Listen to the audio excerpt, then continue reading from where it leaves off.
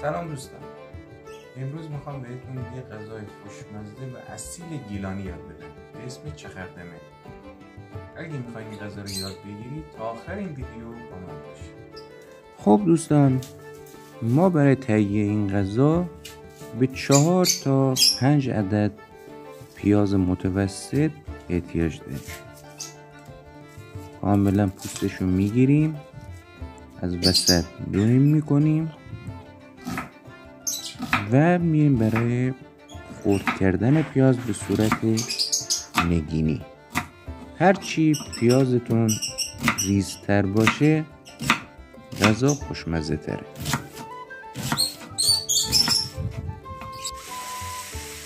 حالا نوبت سرخ کردنش میرسه.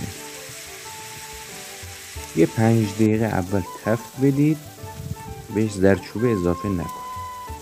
مرغامونم تو یک قابلمه دیگه کنارش با 1 لیتر آب میذاریم بپزه.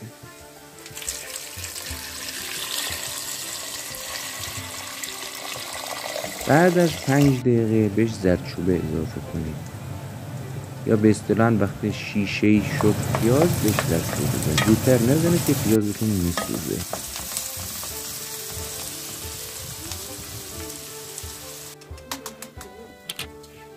حالا میریم 3 عدد تخم مرغ میگیریم، متوسط یا بزرگ باشه خوبه.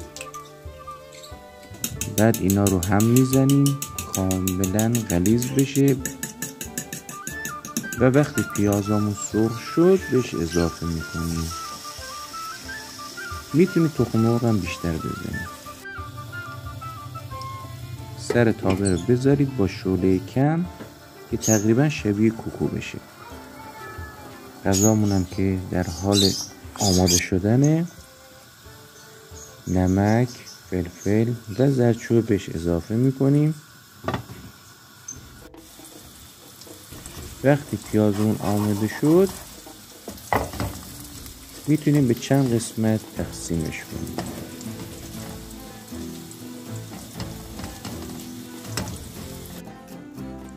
پیازا رو که آماده شد بذارید کنار. حالا 1 قاشق یا 2 قاشق رب به غذا اضافه کنید. کمی آب لیمو که غذا خوش طعم بشه. سر قابلمه رو باید بذارید. ما برای این غذا به 4 عدد گوجه متوسط نیاز داریم.